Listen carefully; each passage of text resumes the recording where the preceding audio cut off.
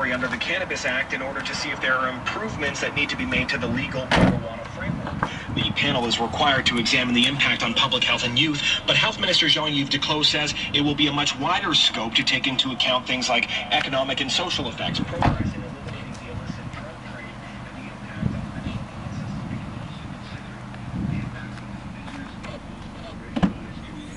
and women who might be at greater risk of harm or face greater barriers. 18 months to the rear recommendations for the House of Commons. Back next week. RCMP say a man wanted on a Canada-wide warrant has been arrested. Police have been searching for Arjun Puriwal since late August. Puriwal removed his ankle monitor and disappeared ahead of an upcoming sentencing hearing for charges from a 2021 kidnapping. He was taken into custody by homicide investigators and is being held ahead of an upcoming